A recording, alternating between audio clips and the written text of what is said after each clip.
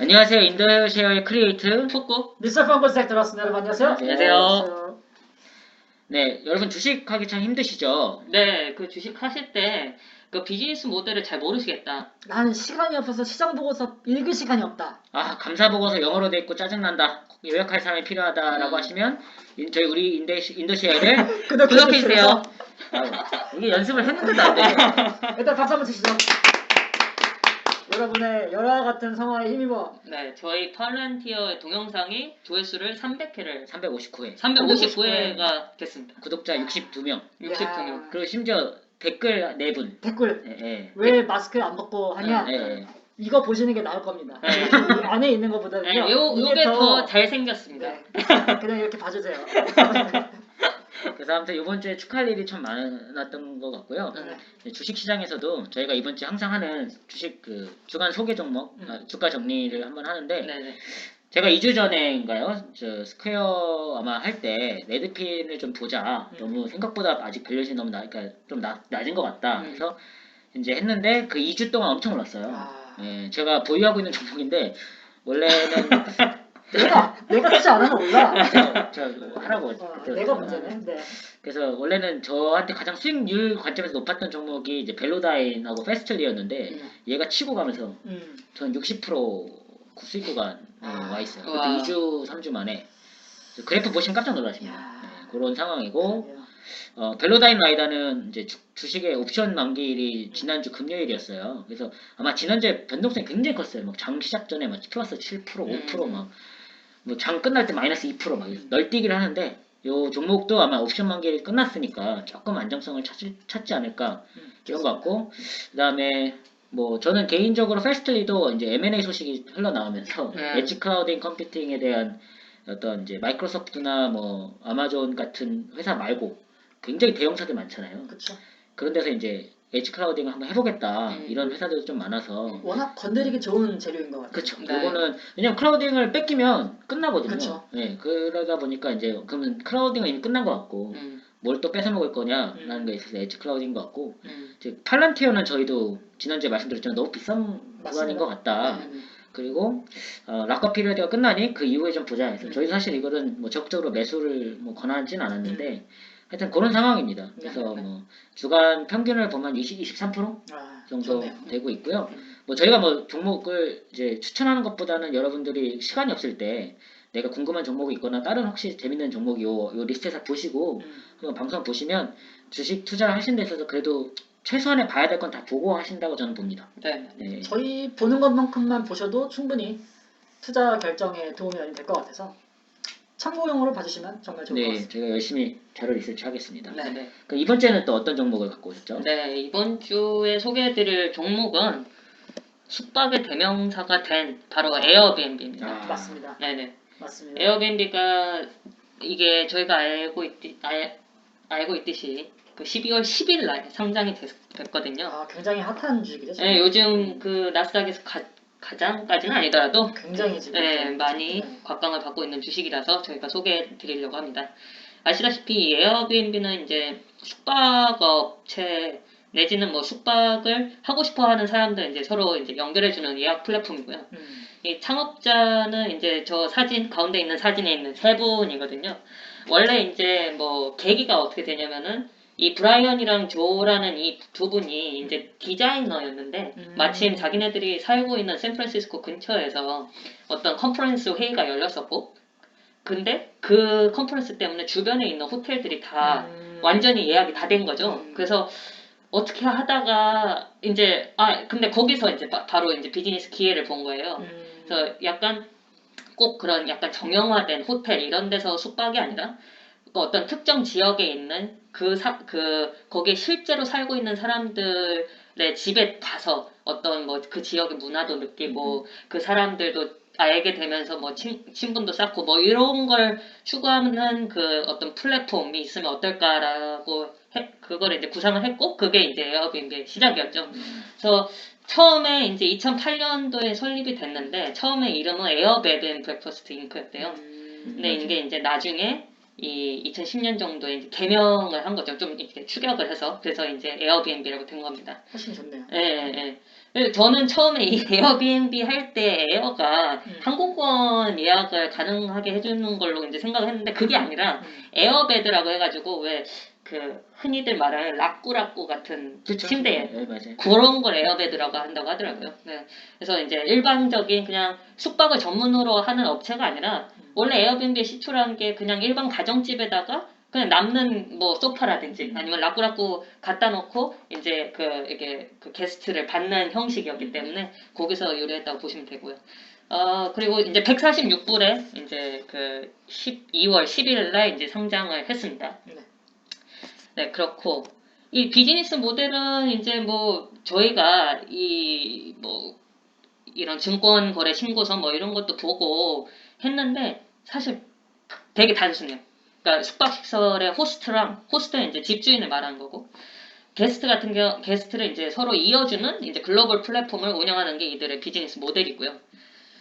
그리고 이제 뭐 그들이 이 뭐 레비뉴 그러니까 매출을 어떻게 인식을 하는지에 대해서 좀 설명을 드리자면은 이제 크게 두 파트가 있거든요. 뭐 투숙이랑 뭐 체험이 있는데 투숙 그 에어비앤비는 이제 고객을 두 분류로 나눠요. 호스트랑 게스트. 호스트가 집주인이고 게스트가 이제 그 호스트가 제공을 하는 숙박 업체 그러니까 뭐 숙박 시설에 가서 이제 그 직접 묵는 그러니까 사람들을 게스트라고 하고요. 이제 이용 요금은 이 호스트랑 게스트한테 둘 다 이제 과금을 합니다. 그래서 뭐 이제 뭐 그런 그 숙박 시설의 위치라든지 뭐 규모 뭐 이런 거 여러 가지 변수들을 다 고려를 한 이제 총 예약금 이제 딱 생겨나면 거기에 일정 비율을 곱한 금액을 이제 이용 요금을 과금을 하고요. 그 이용 요금을 이제 에어비앤비 받으면은 뭐 이 사람들 이제 플랫폼 운영하고 고객 지원하고 그다음에 지불 처리 비용을 하는데 이제 쓰고요. 이 투숙에 관련돼서 이 매출을 언제 인식을 하느냐 제가 이제 이 매출 단어를 빼먹었는데 투숙 매출 인식 시점은 바로 이제 게스트가 그 호스트의 숙박시설에 가서 체크인을 할 당시거든요. 그래서 이제 오른쪽에 이제 간략하게 이제 표로 나와 있는데 호스트 입장에서는 일단 게스트 입장에서는 이제 호스트가 이제 내놓은 그 요금을 예를 들어서 1박에 뭐 100불이라 그러면 이게 에어비앤비는 이제 게스트한테서 뭐 한 예를 들어서 12불을 받는다고 치고 그러니까 이거는 그냥 예시입니다. 그리고 뭐 관련된 뭐 세금도 있을 테니까 그게 이제 4불이 가지고 이제 그 어떤 숙박과 관련돼서 이제 나오는 그 요금이 총 116불이에요. 근데 거기에서 에어비앤비는 그러면 100불을 딱 그 게스트한테서 받은 다음에 한 3불 정도를 떼고 나머지를 이제 호스트한테 돌려주는 거죠. 그래서 그러니까 결론적으로 에어비앤비는 이제 호스트한테서 3불, 게스트한테서 이제 12불을 해가지고 총 15불을 이제 자기네한테 이용요금을 가져가는 형태입니다. 그리고 이제 뭐 투숙 말고도 이제 그 숙박시설 근처에 있는 뭐 체험 프로그램 뭐 이런 것까지 요즘에는 연계를 해가지고 이 체험 프로그램을 이제 게스트가 이용을 할 때 그 체험 프로그램을 제공을 하는 또 다른 뭐 어떤 호스트가 있겠죠. 그 호스트한테서 이제 이용 요금을 이제 떼가는 형식으로 지금 이렇게 운영이 되고 있습니다. 에어비앤비는. 뭐 경쟁 업체들은 되게 많아요. 왜냐면은 지금 제가 앞서 설명드렸던 이 비즈니스 모델 같은 경우에 겹치는 그 영역들이 되게 많거든요. 그래서 이런 뭐 여행을 예약을 해주는 업체들이 되게 많죠. 뭐 부킹닷컴, 뭐 트립닷컴도 있고, 그다음에 심지어 그냥 뭐 어떤 민박집을 찾을 때는 굳이 부킹닷컴, 트립닷컴 안 해도 뭐 검색 엔진, 구글이나 뭐 네이버나 이런 데랑을 통해서 이제 예약을 할 수도 있으니까 이들이 또 경쟁 업체일 수도 있고요. 그다음에 이제 이런 부킹닷컴, 트립닷컴, 뭐 아고다 얘네들 다 통틀어서 이제 서치를 해주는 또 트립아고라는 사이트가 있죠. 얘네들도 경쟁 업체고. 그다음에 일반적인 호텔 체인들, 뭐 힐튼, 메리엇, 아고다, 아코 뭐 이런 데도 경쟁 업체일 거고요. 그다음에 온라인 체험 상품 소개업체가 또 따로 있습니다. 요즘에는 클룩이라고. 뭐 이런 데도 경쟁 업체일 텐데. 한 가지 이제 요즘에 조금 요 에어비앤비 관련돼서 좀 더 유의해 주실 게 이제 예전에는 그 부킹닷컴 같은 경우에는 이런 민박 업체들의 손을 안 댔었대요.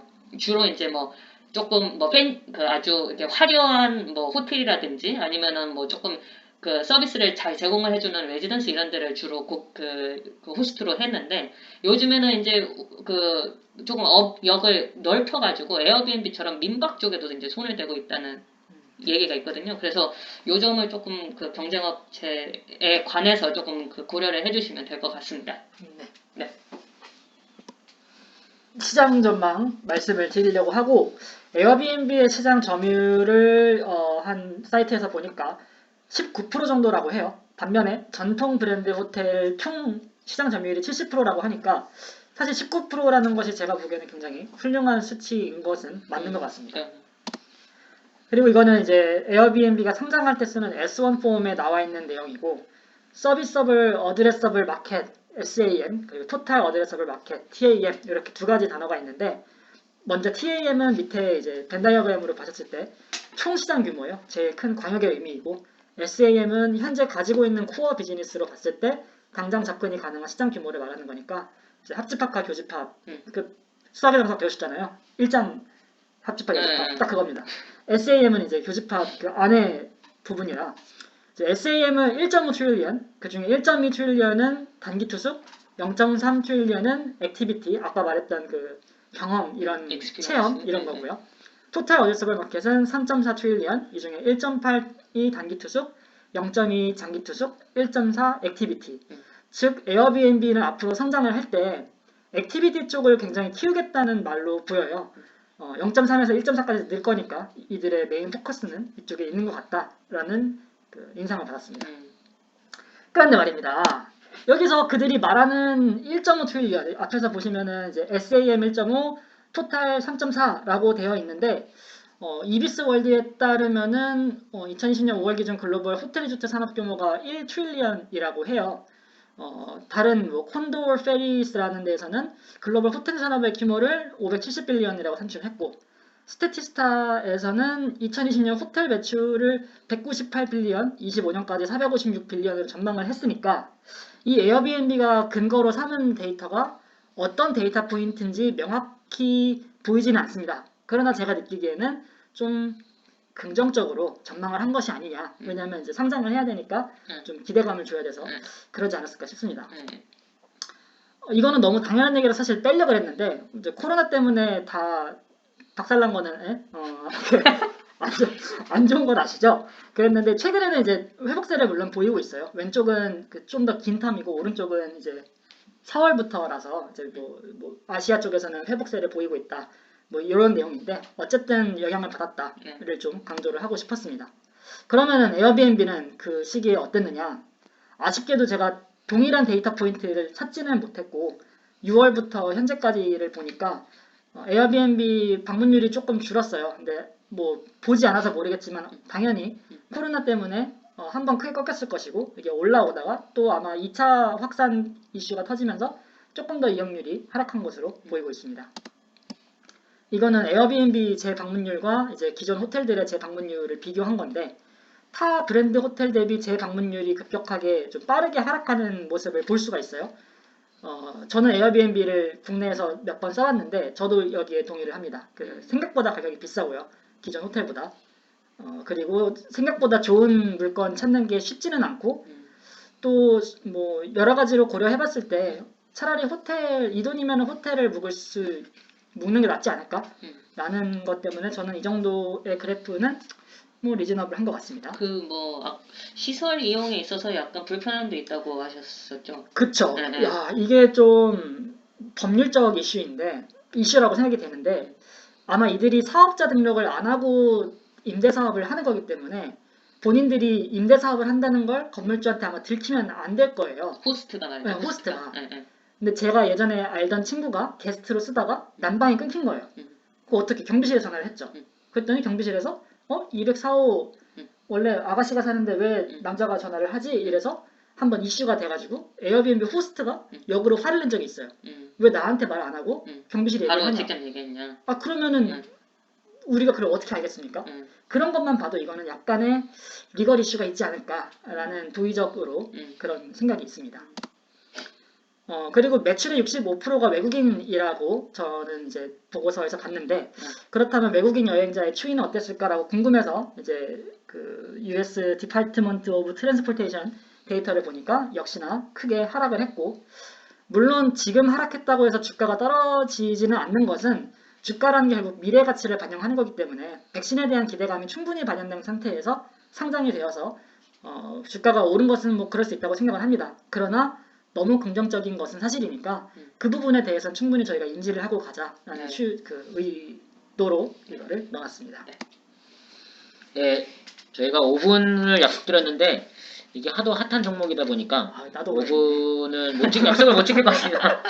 그러니까 이게 지금 거의 한 300페이지 돼요. S1 파일링이. 그러니까 신규로 상장을 하게 되면은 그 상장에 관련된 뭐 비즈니스 모델부터 쭉 설명을 해야 되기 때문에 굉장히 많은 보고서가 있었고 빨리 지나가겠습니다. 이미 얘기한 부분은 이제 스킵하고 시가총액은 이제 95빌리언이어서 한 100조 정도 되는 회사가 되었고요. 비즈니스 모델은 당연히 레저, 아트, 뭐 호스피탈리티, 호텔 산업 쪽으로 구분이 되고 실제 상장 가격은 사실 68불에 원래 상장을 했는데 그 다음날 이제 첫날부터 바로 딱 100% 뛰었는데 이게 좀 재밌었던 게 블룸버그의 CEO가 이제 인터뷰를 하는데 자기도 놀랐다고 그러더라고요. 이 정도까지는 자기도 예측을 못했는데 에어비앤비 CEO. 에어비앤비 오너죠. CEO가 인터뷰를 하면서 저는 2020년도 매출이 하도 박살이 나 있어가지고 2019년도 매출 기준으로 이제 시가총액 대비 매출 얼마나 되나 해봤더니 20배 정도 되더라고요. 근데 이건 웬만한 테크 회사 밸류에이션인데 뒤에 조금 더 자세히 설명되어 있습니다. 이건 조금 더 그러니까 조금 높다고 저는 보여지고요. 가격은 주가 움직임은 이렇습니다. 시작하자마자 장 전에 140불 찍고 지금은 이제 157불까지 가고 있는 상황이고요. 이 회사에 뭐 당연히 이제 신규로 상장한 회사다 보니까 그 전에는 다 대출로 연명을 해왔던 회사고 현재 보면은 뭐 지금 이제 2020년 9월 30일 기준으로 보면 약 한 7조 정도 달러가 되는 게 현금성 자산이에요. 근데 여기에 보면 2조 3천억 정도 되는 자산이 부채 그대로 잡혀 있어요. 보시면. 그래서 이건 뭐냐면 고객들한테 아까 받은 돈의 예약금 같은 거를 이제 결제가 되면 매출 인식이 되는 거고 결제가 안 되면 다시 돌려줘야 되는데 그걸 돌려줘야 되기 때문에 자산과 부채를 동시에 잡혀 있어요. 그래서 그걸 빼고 나면 얘네들이 이 회사가 갖고 있는 게 약 한 4조 정도 현금성 자산을 들고 있는 거고요. 아시겠지만 이 회사는 뭐 장기 자산을 들고 갈 이유가 전혀 없어요. 뭐 그렇다고 호텔을 갖고 있는 게 아니니까. 그래서 이제 한 총 자산은 8조 7천억, 그중 현금이 한 7조 2천억 정도 되고 해당 회사에 대한 대출이나 부채는 정말 걱정해야 될 정도의 수준은 한 2조 정도 됩니다. 나머지는 부채라고 거의 보여지지가 않고요. 그래서 그동안은 이제 자본을 까먹는 회사, 자본 잠식이 오랫동안 진행됐던 회사다. 이렇게 봐주시면 좋을 것 같습니다. 간단하게. 손익 현황은 이제 보시면 아시겠지만 매출 자체가 2019년까지는 아까 말씀드린 4조 뭐 8천억 이렇게 찍었다가 2020년도에는 2조 5천억 정도로 감소를 했죠. 전년 대비. 그래서 뭐 코로나의 영향을 벗어날 수가 없는 회사였다. 이런 이제 걸로 봐주시면 좋을 것 같습니다. 간단하게 설명드리자면 해당 이제 회사는 400밀리언의 호스트, 그러니까 쉽게 얘기하면 호텔방, 400만 개의 호텔방을 가지고 있는 걸로 봐주시면 좋을 것 같고 220개국에서 총 10만 개 도시에서 영업을 하고 있고 13년 누적 이제 호스트 사용가 고객 사용률이 한 8억 명 정도 엄청난 거죠 사실.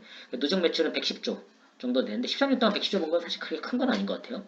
얘네들이 가지고 있는 거는 뭐 travel like human이라고 해서 사람답게 여행을 하자. 그래서 가서 단순히 호텔에서 자는 게 아니라 그 나라나 뭐 도시의 문화를 좀 경험하자라는 게 이들의 모토고요. 아까 말씀드린 것처럼 코로나19 때 급감했다가 다시 이제 국내 여행객이나 재택근무자들의 수요가 늘어나면서 에어비앤비가 매출이 좀 반등하는 추세를 보이고 있고요. 뿌꾸님이 얘기한 것처럼 그로스 부킹 밸류의 몇 %를 떼는 게 매출이잖아요. 그래서 그로스 부킹 밸류 기준으로는 2019년도에 38조 원인데 약 한 4조 8천억 매출이 난 걸 보면 확실히 10% 떼는 건 맞아요. 한 10 몇 프로 떼는 것 같고요. 그래서 이제 그런 상황이고 그래서 쉽게 얘기하면 2020년도에는 매출이 좀 박살났다. 반등하고 있는 상황이다 정도로 봐주시면 좋을 것 같고 호스트들이 왜 그럼 에어비앤비를 써야 되냐?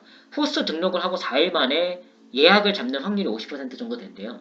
한 16일 정도만 지나도 한 75%는 예약을 된다는 거 보니까 본인이 집을 갖고 있거나 부동산을 갖고 있는데 뭔가 매출을 발생시키고자 하면 에어비앤비를 찾아서 호스트 등록을 하면 워낙 큰 플랫폼이 됐으니까 예약 확률이 높다라는 게 이들이 장점이죠. 실제로 제 주변에서도 이런 근데 이제 약간 요즘에 뭐 약간 그 패시브 인컴이라고 하죠. 뭐 요런 거에 관심이 많은 친구들이 실제 그 뭐 조금 집값이 싼 곳에다가 그러니까 월세 그러니까 좀 이제 그러니까 뭐 돈을 모아가지고 그 방 한 칸을 이제 산 다음에 뭐 에어비앤비 줘가지고 약간 월세처럼 받는 그런 것도 많이 봤습니다. 제 주변에. 그리고 에어비앤비 사업이 좋은 이유는 호텔처럼 자산을 가지고 있는 게 아니니까 호텔은 이 방 안 나가면은 다 호텔이 그렇죠. 처리를 해야 되는데 에어비앤비는 사실 그건 아니잖아요. 맞아요. 매출이 급감할 수는 있지만 그럼 비용이 발생하지는 않는 뭐 그쵸, 그런 그쵸. 구조인 에어비앤비 입장에서는 뭐 이런 약간 재고성 뭐 이런 거를 그 고려를 안 해도 되고 오직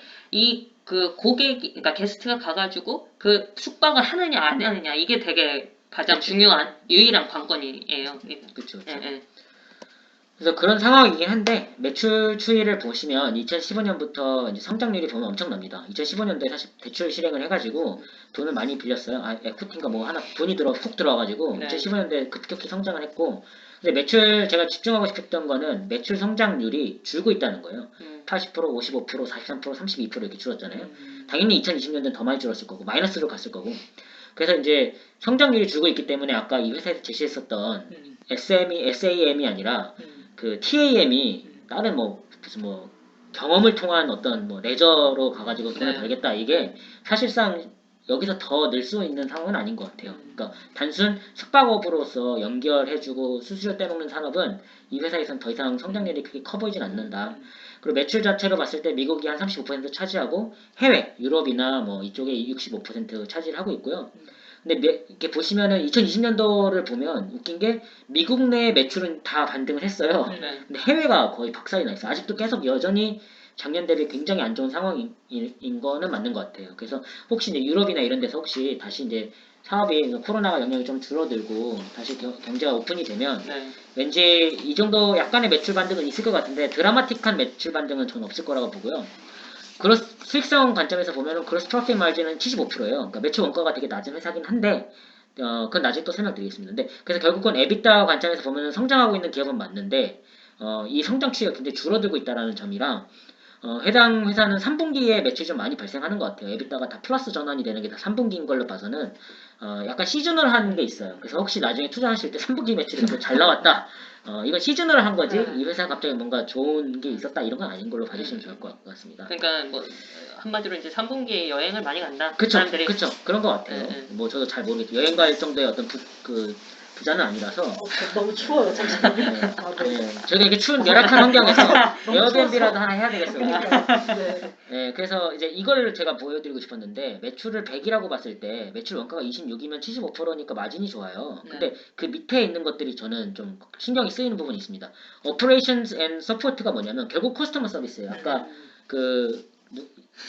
펑크생님이 친구 얘기하면서 에어비앤비에 직접 연락을 하지 왜 직접 해결하려고 하느냐, 이런 이슈 때문에 사실은 오퍼레이션스 서포트가 필요하고, 그러니까 항시 대기를 해야 되는 거예요, 직원 누군가가.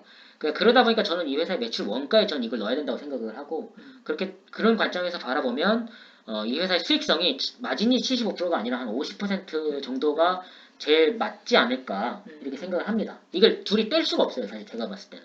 그래서 그런 상황이고, 프로덕트 디벨롭먼트도 굉장히 큰 비중을 차지하는 것들이 되게 많아요. 그래서 저는 이게 과연 수익성이 아마 이제 급격히 성장하다 보니까 사람을 많이 뽑아서 이게 다 지금 인건비라고 하더라고요. 오퍼레이션 서포트나 코스트 레베뉴, 매출 원가나 다 인건비인데 인건비가 굉장히 많이 드는 산업이다. 그래서 어느 정도 사람이 좀 차면 자르지 않을까.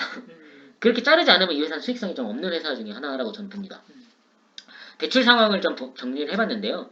총 대출 금액이 한 1조 8천억? 그러니까 한 2조 원 정도를 지금 대출을 했고, 그게 다 2020년도 4월에 발생이 됐어요. 아시겠지만 코로나 때문에 이제 돈이 없는 상황에서 IPO를 못 하고 있는 상황이다 보니까 아마 이제 대출을 일으킨 것 같은데, 둘 다 만기는 2025년 4월이고요. First Lien Loan이어서 제 생각에 이건 선순위라고 저는 좀 해석이 되는데, 분기별 총 대출 원금의 0.25% 상환을 해야 되는 의무가 있고, 금리는 라이보 플러스 7.5. 라이브가 거의 제로라고 보면 금리가 한 7.5%죠. 그리고 세컨드 리엔 로우는 이제 후순위 그런 느낌인데 얘도 보면은 한 10%. 엄청난 고리 대금이죠, 이 정도면. 그래서 이제 금리 상황은 되게 나쁘다, 제가 봤어요. 어차피 회사 자체가 그때 상장사도 아니었기 때문에. 그래서 이제 세컨드 리엔 같은 경우는 또 워런트까지 있어가지고 클래스 A 주식을 28불 35센트에 살 수 있는 권한이 또 있어요. 한 700만 주 정도. 떼돈 버네. 네, 그래서 워런트니까 엄청난. 그러니까 다 갖다 준 거예요. 너 이렇게 돈 있니? 없어요. 그래서 돈 빌려줘. 네가 뭐 있는데 이거 줄게 저거 줄게. 근데 이게 다 워런트 줄게 뭐 줄게 이렇게 하면 이게 다 이제 주식을 사는 여러분에게 영향이 있을 것이다. 지금 이번에 IPO로 돈을 많이 끌어왔으니까 얘네를 끌 수도 있는 걸까요? 그렇죠. 조기 상황의 가능성은 있는데 굳이 이제 왜냐면 한번 제가 보니까 이 회사들이 대출을 받으면 또 그러니까 상환하고 또 대출 받는 게 굉장히 힘든 일이다 보니까 정말 돈이 남아나서 끄지 않는 한 끌 이유는 없는 것 같더라고요. 그리고 단기 부채는 나쁜 상황은 아니에요. 아까 말씀드린 것처럼 예약금 같은 경우는 부채로도 잡혀있지만 자산 현금으로도 그대로 잡혀있기 때문에 단기 부채 이슈는 거의 없습니다. 주식 상황을 보면은 클래스 A, B, C, H로 발행이 되어 있고 의결권은 여기도 그러니까 하여튼 이 돈 없는 회사들이 영끌 별짓 클래스를 나눠놔서 별짓을 다 합니다. 뭐 이게 뭐 대단한 것처럼 보이지만 별짓을 다 해요. 그래서 클래스 A 의결권은 1개, 클래스 B는 20개, 나머지는 없고 뭐 이런 식으로 되어 있고. 그러니까 클래스 A 한 주를 가지면은 의결권 한 주. 클래스 B면은 20개 어치의 의결권을 행사할 수 있다는 거죠. 그러니까 다 저기 주주들이 그러니까 그 오너들이 다 클래스 B로 가겠죠. 갖고 있을 거고. 총 발행 가능한 주식은 클래스 A는 7억 주, 그 다음에 클래스 B도 7억 주인데 이제 지금 현재 발행된 양이 한 클래스 A가 한 6억 주 정도 되는 것 같아요. 그리고 각종 옵션 등이 있어요. 여기 뭐 아시겠지만 직원들 연봉을 많이 못 주다 보니까 뭐 스탁 옵션 뭐 이런 거 다 감안해봤을 때 한 이것도 한 총 합쳐서 다 발행이 되면 한 3억 주 정도 되는 것 같아요. 그래서 제가 말씀드리고 싶은 거는 상장한 지 얼마 안 된 주식이다 보니까 이렇게 신주 발행을 해야 되는 니즈도 많고 어떤 이런 행사가 들어와서 주식을 매도하는 세력들이 있을 것이다라는 걸 말씀드리기 위해서 추정입니다. 너무 많은 정보가 있어서 저도 뭐 사실 시간이 어제 하루 종일 봤는데 제한적이다 보니까 300페이지가 넘어서 아까 방금 전 슬라이드에도 워렌트 얘기도 있었잖아요. 네, 그 워렌트까지 합쳐진 건지는 전 모르겠는데 이제 얘네들이 했던 말이 이 정도가 약간 이제 펜딩 포텐셜리 그러니까 이제 행사될 수 있는 주식이다. 그 락커 피리어드는 제가 이제 영어로 해석을 해보니 2020 그러니까 2분기 총 2개 분기에 감사 보고서가 나오고 2영업일인가 5영업일 이내에 이후 그 시간이 지나면 이제 락커 피리어드가 풀린대요. 그래서 계산을 해보니 한 2021년 상반기 6월 정도로 추정이 돼요. 락커 피리어드가 그때 이제 매도 물량이 나오겠죠. 직원들은 그래서 이제 그런 상황이고 그래서 제가 이제 전체적으로 보니까 대출 조건 등 감안해봤을 때 이 코로나 상황이 계속 지속이 돼서 여행이 바로 반등을 하지 않으면 여행객 수가 신주 발행하고 답이 없어요. 그래서 돈이 없어요. 돈은 있는데 이제 대출을 더 할 수는 없어요. 그리고 말씀드린 것처럼 넷 로스가 계속 2017년 뭐 다 계속 마이너스예요. 그래서 자본 잠식이 계속 이루어졌던 회사이다 이런 거고 좀 기타 사항을 좀 말씀드릴게요. 2020년도 1,800명은 인원을 감축했고 마케팅 등의 영향이 제한적일 수 있다라고 뭐 본인들 얘기를 하더라고요. 호스트 확보가 매우 중요한 비즈니스 모델이기 때문에 아까 말씀드렸던 뭐 며칠 안에 예약률 50% 이런 게 감사 보고서에 보고를 하는 이유가 얘네들이 갖고 있는 장점은 호스트로 저는 보여져요. 정말 적극적으로 괜찮은 로케이션에 정말 그런 호스트가 없으면 확보를 해야 되는 거죠. 안 될 것 같고 이미 얘기한 것처럼 경쟁 회사가 단순히 호텔만 있는 게 아니다. 그리고 정책 및 법에 대한 변화에 따라서 가령 저희 우리나라도 있었죠. 타다 하지마 에어비앤비 너네 하지마 호스트 너네 이거 다 저기 불법이야. 다 등록하고 해. 라고 하거나 뭐 살인 사건이 자꾸 일어나거나 뭐 이러면 그냥 샷다운을 해버리면 이 비즈니스 모델이 살아남을 수 없을 것 같아요. 실제로 뉴욕에서는 좀 그런 이슈가 있다고 합니다. 네. 에어비앤비를 허가를 해야 되냐 말아야 되냐. 그렇죠. 그래서 그런 각 국가마다 이런 이슈가 터져 나오면 주가에는 큰 영향이 있을 것이다 이런 생각이 들고요. 홈쉐어링에 대한 인식이나 이게 문화나 국가마다 다르기 때문에 맞죠. 아무래도 보수적인 국가에서는 사람들이 외부인을 이렇게 함부로 자기 집으로 들어오는 게 되게 껄끄러울 수가 있거든요. 그렇죠. 안전의 문제도 있고 그래서 그리고 고객에 대한 안전은 회사가 보장을 못한다고 하더라고요. 결론적으로 못하는 거죠. 믿고 가야 되는데 얼마나 믿을 것이냐 이렇게 이제 이슈가 되는 거고. 다 호스트의 책임하에 부담하에 가는 거다. 그리고 올림픽위원회와 뭐 에어비앤비가 한 이제 앞으로 5번 열릴 올림픽 개최에 따라 파트너십을 체결했대요. 아마 이게 숙박 시설이 해결이 안 되니까. 저는 그게 안타까운 게 예를 들면 우리나라에서 올림픽이 열리고 나면 뭐 숙박시설 다 지어놨는데 끝나고 나면은 쓸 일이 거의 없죠. 공실되고 난리 나잖아요. 그래서 그런 경우에는 에어비앤비가 나름 비즈니스 기회로 삼을 수도 있을 것 같다는 생각이 들더라고요. 그래서 언급이 돼서 넣어놨고요. 두 번째는 이제 대출 실행이 추가는 안 돼요. 대출 조건에 너네 이거 뭐 인수하지 마, 합병하지 마, 뭐 하지 마가 많아요. 대출을 많이 그래서 배당도 하지 마, 뭐 하지 마, 뭐 이렇게 돼 있어요. 그러니까 대출 갚으면 되는데 현재는 그런 상황이기 때문에 대출이 좀 많은 상황이다 이렇게 봐주시면 좋을 것 같고 그렇기 때문에 지금 현재 코로나 상태가 한 5년 간다. 뭐 예를 들면 디폴트 날 것 같아요. 그리고 신주 발행을 해서 추가 현금을 확보해야 되는 회사고 직원이 많은데 이제 직원을 자르면 수익성이 날 수 있는 회사 같아요. 아까 말씀드렸지만 뭐 커스터머 서비스 등등 해서 다 직원들이 지금 서포팅 하는 건데 사람이 어느 정도 고도 성장이 되면 이제 자르면 수익성이 좀 나지 않을까 이렇게 생각이 되고 해당 회사의 매출은 이제 50% 60%가 달러로 결제가 되는데 40개국의 환율에 해서 결제가 된대요.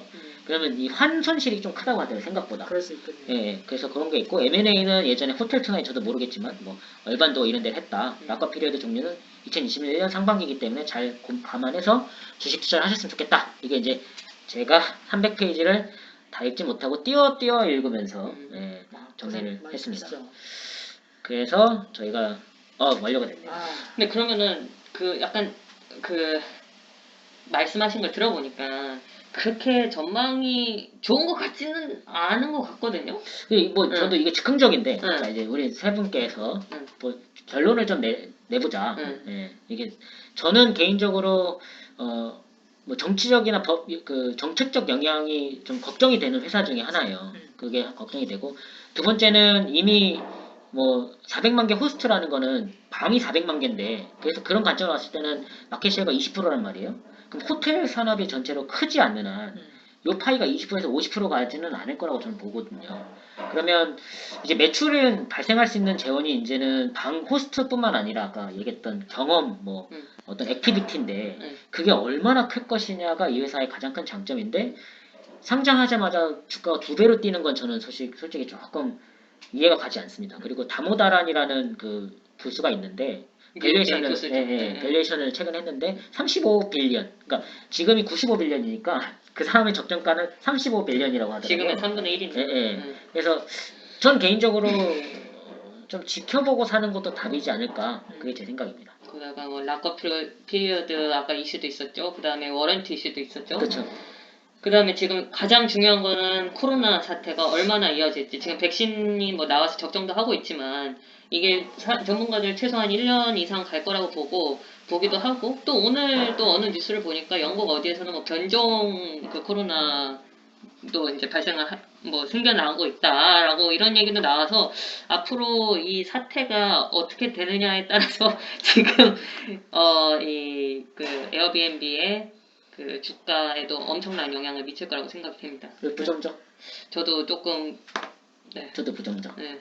저는 세 가지 포인트로 보고 싶은 게 규제, 사용성, 시장 이렇게 세 가지로 생각을 하고 있어요. 첫 번째, 시장에 어긋나는 사업하는 사업자 치고 끝이 좋은 애들을 많이 못 봤던 것 같아요. 타다도 뭐 타다, 우버 얘네가 다 획기적인 기술이었으면 획기적인 사업 아이템이었지만 규제를 이기지 못하고 꺾일 수밖에 없는 상황이었다.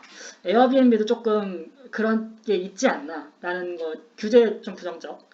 사용성, 저는 에어비앤비를 상당히 많이 써봤는데 사용성이 좋지 않아요. 왜냐면 이 사람들이 이걸 전문적으로 하지 않는 호스트들도 있어요. 그러면 호텔 같은 경우에는 매번 베드시트를 갈아주고 전문 인력들이 붙어서 깔끔하게 관리를 하는데 에어비앤비는 심지어 바퀴벌레 본 적도 있고요. 그리고 베드시트 이런 게 좀 지저분해서 이거 진짜 좀 별로다라고 생각하면서도 몇 번 더 봤는데 몇 번 더 실망을 하면서 이럴 바에 호텔 가고 말지. 저는 사용성, 이제 국내의 기준이긴 해요. 사용성도 조금 저는 부정적이다. 시장은 지금 저는 좀 이런 말이 되게 조심스럽지만 테크 버블이 저는 어느 정도 조성이 되어 있는 시장이라고 생각을 하는 게 요즘 테크 달고 IPO 해서 2배 안 가는 회사가 물론 있겠죠. 있는데 상당수가 굉장히 많이 팔란티어도 3배 뛰었어요. 3달 동안. 도어대시도 장초에 들어가자마자 한 8, 90% 올랐어요. 에어비앤비도 지금 얼마 만에 그냥 2배가 그냥 뛰어버린 거죠. 근데 유튜버들이나 여러 분석가들은 적정 평가 기준이 60에서 70불이다. 그거보다 더 낮게 보는 사람들도 있고 이러한 시장 상황에서 봤을 때 특히 또 락커 피리어드, 워런트 다 고려했을 때 일단 내년 상반기 코로나가 좀 잡히는 시기까지는 홀드가 맞지 않나. 지금 굳이 발을 뻗을 필요가 있을까? 라는 생각으로 저는 세 가지 포인트 다 좀 부정적인 상황이라고 생각을 하고 있습니다. 그래서 뭐 에어비앤비를 이미 투자하고 계셨던 분이라면 죄송스러운 저희가 뭐 그렇다고 저희의 어떤 영향력이 있는 건 아니니까. 네, 저희가 뭐 저주하는 것도 아니고요. 네. 그냥 저희 생각을 이제 나름 말씀드린 공부한 거는, 결과를 말씀드린 거고, 지금 이제 이런 거 같습니다. 이제 에어비앤비를 한번 넣어볼까? 왜? 막 주가가 막 하루에 막 5불, 막 5% 뛰었다, 막, 뭐, 저번에는 10%, 막 100% 뛰었다 이러니까 나도 한번 1억 천금을 한번 노려볼까 하시는 분이 있는데, 이걸 보시고 잘 감안해서 투자하셨으면 좋겠습니다. 마음 편한 투자 네. 하시기를. 네. 알겠습니다. 네. 이번 주도 그럼 고생하셨습니다. 고생하셨습니다. 감사합니다. 네, 고맙습니다. 아, 맞다. 족구알. 땡큐.